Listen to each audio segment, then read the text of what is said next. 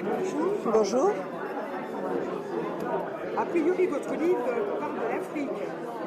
De l'Afrique, tout à fait, ainsi qu'une maladie qui est bien connue depuis peu, la bipolarité. C'est-à-dire que j'ai suivi mon mari en Afrique pour son travail et j'ai été confrontée à un choc culturel qui n'était pas tellement prévu. Je me suis retrouvée face à des choses très difficiles et ça a déclenché chez moi cette maladie qui s'appelle la bipolarité, qui est une maladie de l'humeur. C'est-à-dire que les sentiments, tout est multiplié par 10, que ce soit le bien comme le moins bien, la tristesse, la joie, tout ça tout est exacerbé et provoque chez les gens des phases où on n'est plus tellement justement en phase avec le monde et on se retrouve un petit peu dans un monde isolé à part et il faut vraiment que quelqu'un nous recadre, nous fasse redescendre. Et moi, dans mon expérience, j'ai été rapatriée en France et hospitalisée. Et voilà, donc je tiens à rester par contre anonyme, donc j'ai pris un nom d'emprunt puisque j'ai ma famille à protéger et mes enfants, je préfère que ça reste personnel et juste au niveau du livre, un témoignage, voilà. Votre livre raconte donc, vous pouvez dire, cette descente aux enfers.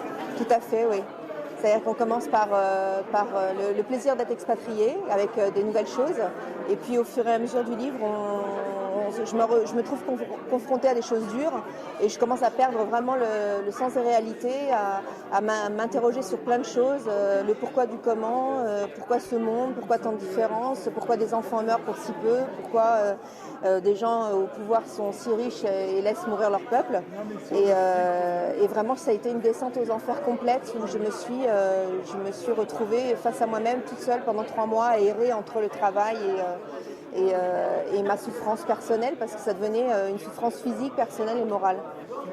Est-ce que ce livre a été un exutoire pour vous? Est-ce que ça vous a servi à vous sortir un petit peu de la panade? Disons que j'ai écrit ce livre une fois que la tempête était passée.